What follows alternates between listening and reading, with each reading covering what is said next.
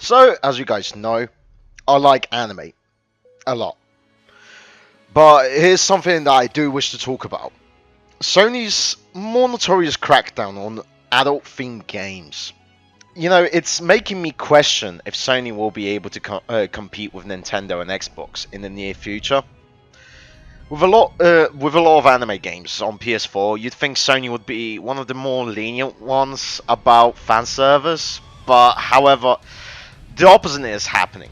Recently, they have updated their internal laws to protect young people from adult games, which, there's an already existing feature on the PlayStation to block any mature games from being viewed on PlayStation Store, also known as parental controls. You'd think they would allow adult themes for the mature audience, however, that's not happening.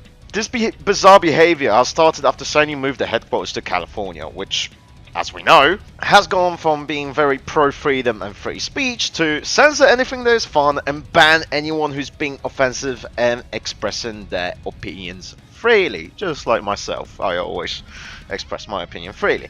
So, now, where am I going with this?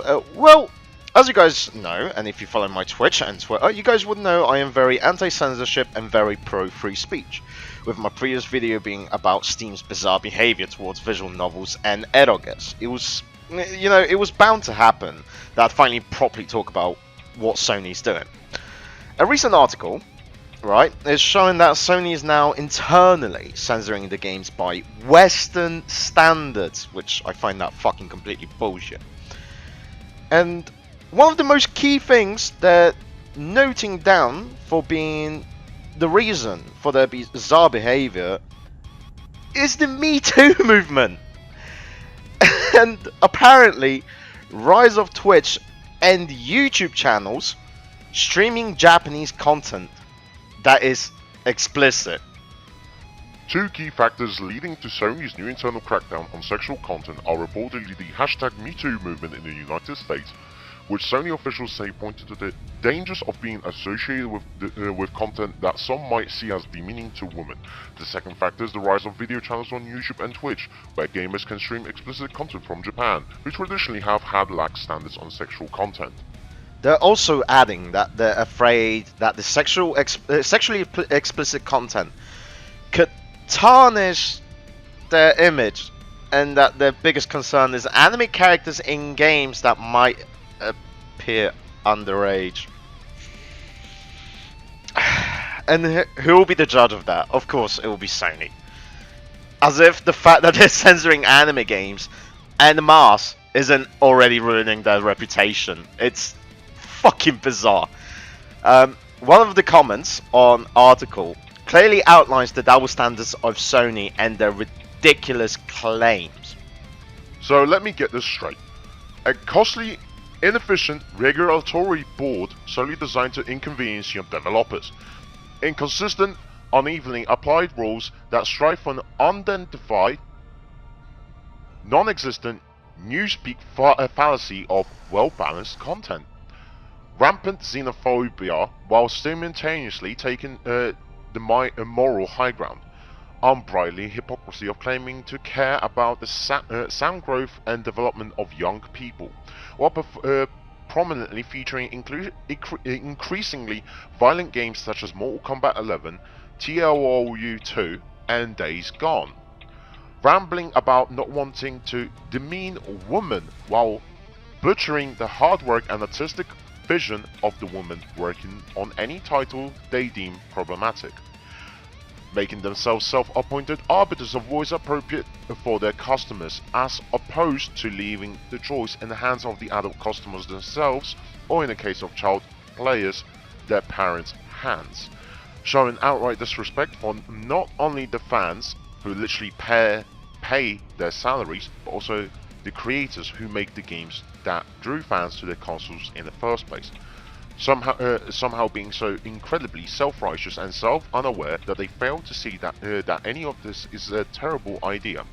I bet there's some very happy people at Nintendo HQ right now.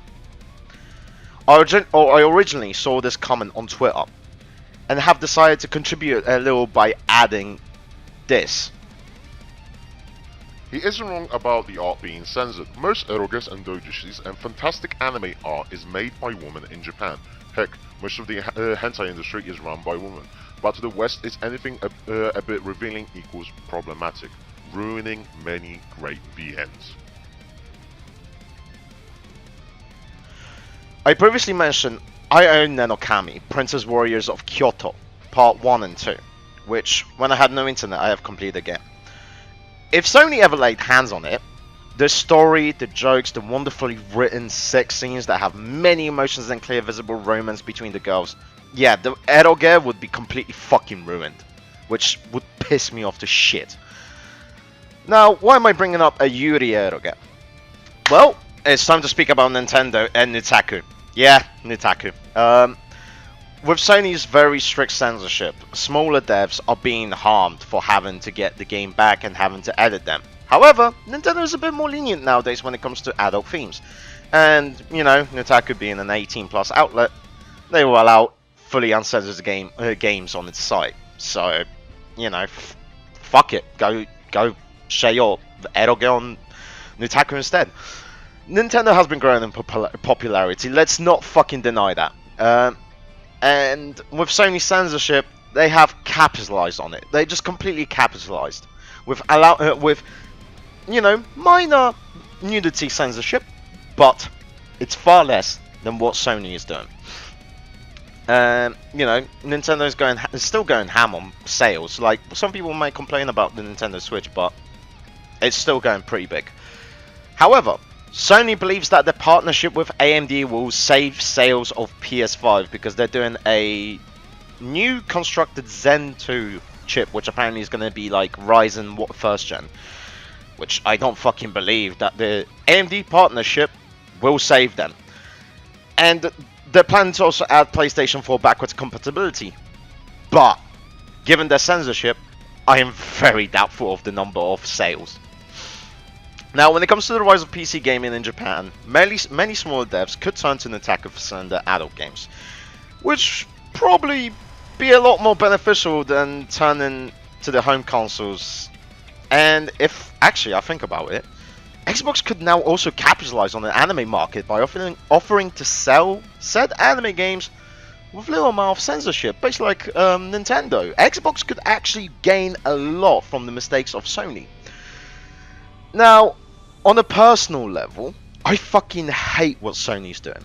Silicon Valley is just basically fucking creating Shimoneta world with SJWs clearly just wanting for no one to have fun.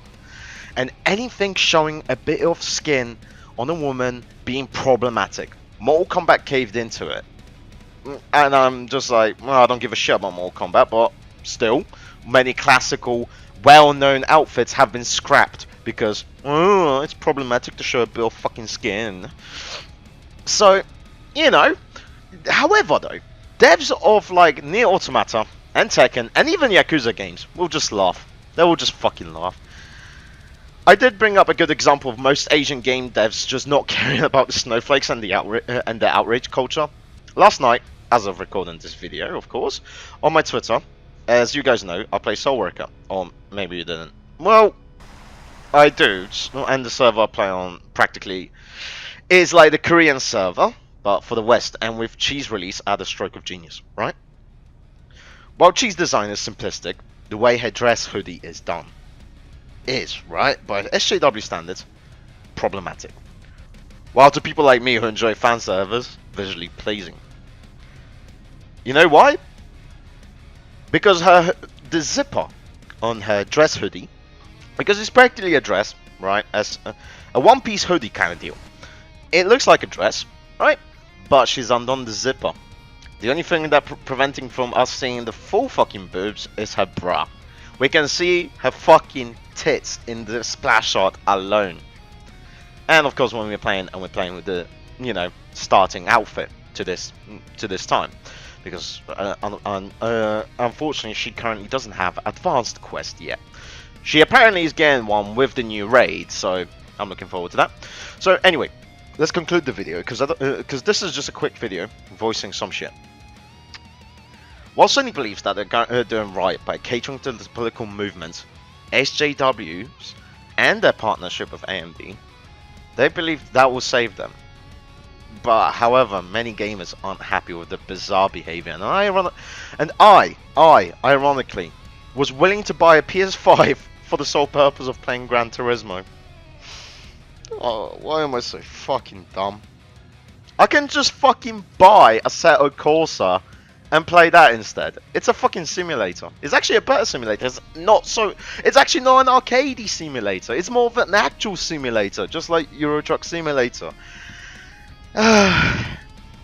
So, you know, I'm wondering now, is Sony really willing to end the console war by practically committing suicide and believing that following political bullshit will keep their platform afloat?